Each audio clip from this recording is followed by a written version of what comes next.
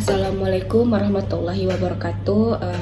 Tidak lupa kita ucapkan puji syukur kehadirat Tuhan Yang Maha Esa atas rahmatnya kita diberikan kesehatan pada hari ini. Baik, pertama-tama saya perkenalkan diri saya, yaitu nama saya adalah Irma Wihartati, NIM 19161015. Saya dari Prodi Pendidikan Anak Usia Dini atau PG PAUD. Terima kasih kepada dosen pengampu Bu Dila, Bu Radatul Dila yang mengampu makul metode penelitian. Dalam kesempatan ini saya akan mempresentasikan proposal saya yang berjudul Manfaat Media Boneka Jari untuk Peningkatan Keterampilan Berbicara Anak serta Melatih Keberanian Anak untuk Bercerita pada Kelompok A. Baik, kita mulai saja presentasinya. PPT-nya saya akan menampilkan PPT untuk saya presentasi. Baik, pada hari ini mari kita mulai presentasi. Bisa dilihat dari presentasi yang ada di sini. Yang pertama ada pendahuluan.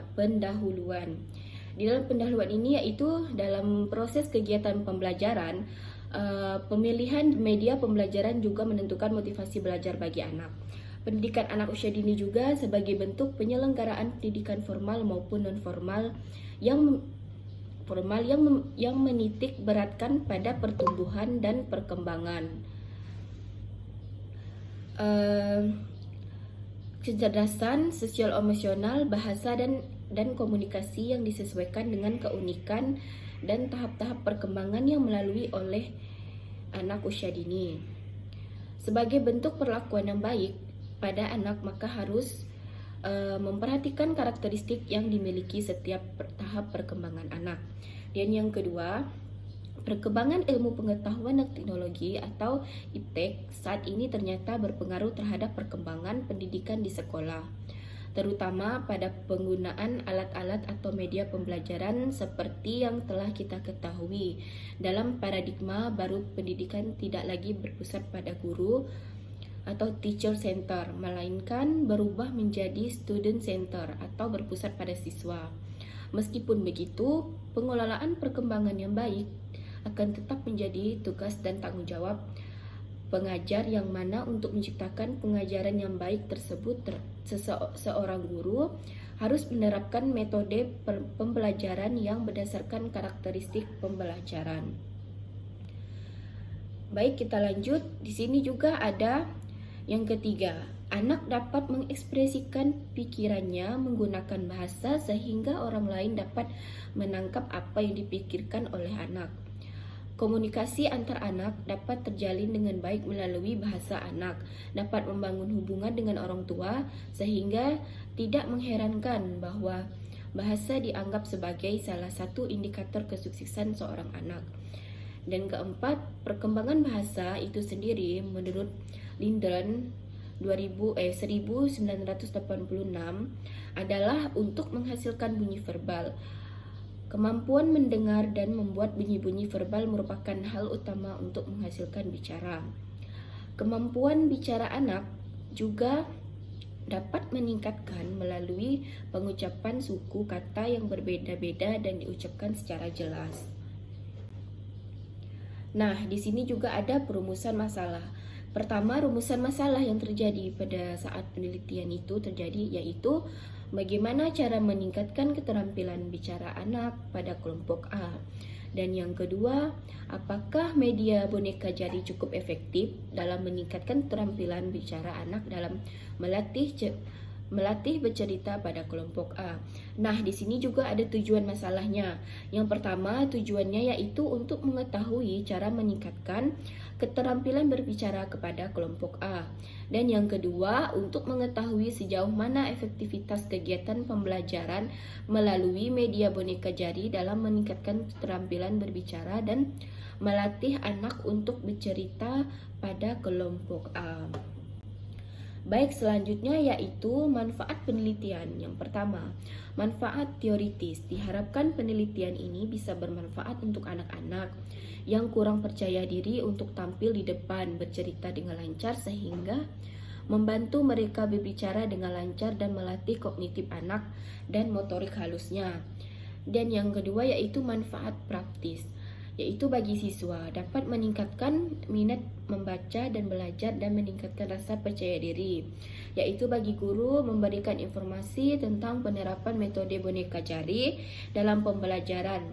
Bagi sekolah, yaitu manfaatnya diharapkan dapat menjadi referensi bagi sekolah untuk meningkatkan kualitas dan mutu pembelajaran di sekolah. Bagi penelitian, menambahkan wawasan dan pengetahuan serta keterampilan dalam merancang media pembelajaran, khususnya dalam metode boneka jari. Tinjauan pustaka. Di sini juga ada yang pertama, media pembelajaran dapat dipahami sebagai segala sesuatu yang dapat menyampaikan atau perantara pesan dari satu sumber secara terencana atau tersusun, sehingga terjadi lingkungan besar yang konduktif di mana penerima dapat melakukan proses pembelajaran secara efisien dan efektif. Yang kedua yaitu boneka jari adalah boneka yang terbuat dari kain yang terbentuk dari kain yang membentuk menyerupai bonek wajah dan berbagai bentuk benda dengan berbagai jenis sifat yang dapat dimain dengan menggunakan ujung-ujung tangan peraga. Dan yang ketiga, boneka jari dapat digunakan sebagai media pembelajaran yang menarik bagi anak, sebab boneka merupakan mainan yang universal baik anak perempuan atau anak laki-laki. Bermain boneka hanya aktivitas mengisi waktu bermain anak atau untuk bersenang-senang. Tetapi dengan bermain boneka, anak akan distimulasi untuk melatih dan mengembangkan kemampuan kerja otak dan mengasah daya imajinasi anak. Untuk anak juga sangat efektif untuk membantu anak belajar berbahasa. Baik, kita lanjut.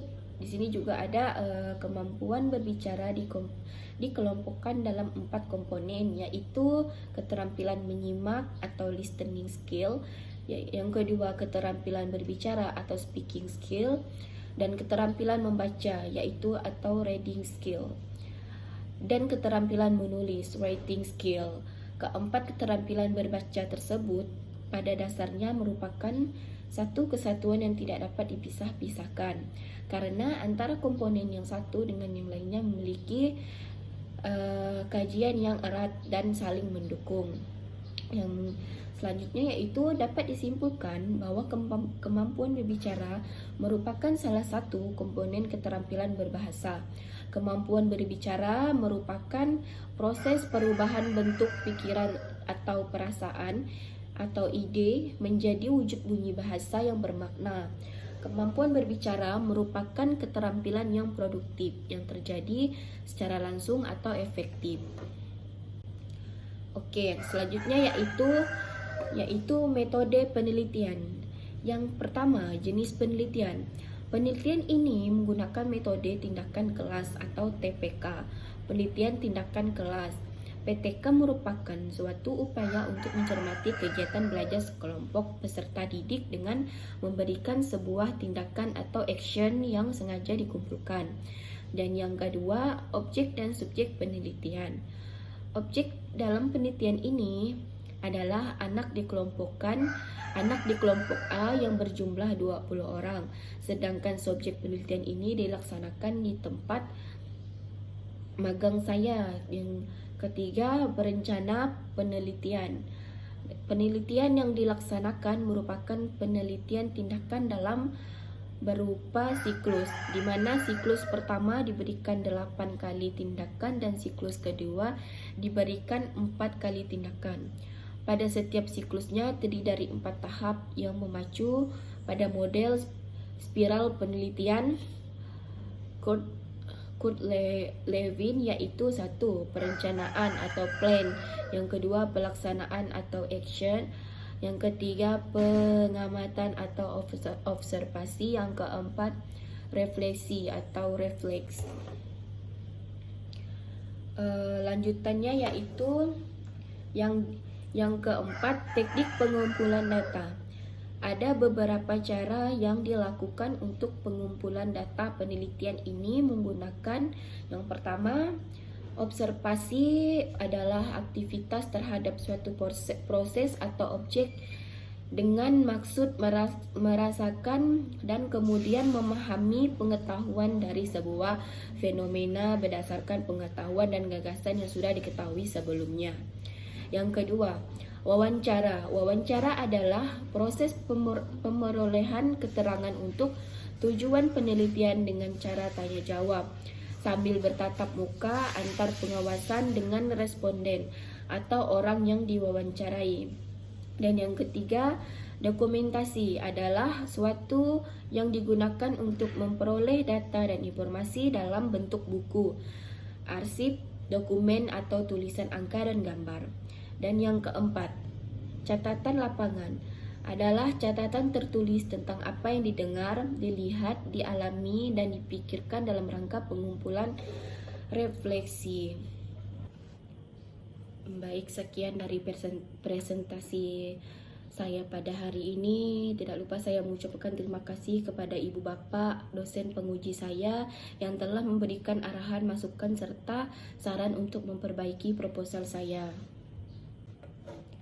Saya berharap proposal saya akan lebih baik ke depannya. Dan terima kasih kepada Ibu dan Bapak dosen yang telah hadir atau telah menyempatkan waktu untuk hadir seminar saya hari ini, serta teman-teman yang telah hadir di ruangan ini. Wabillahi wa taufiq wal hidayah. Wassalamualaikum warahmatullahi wabarakatuh.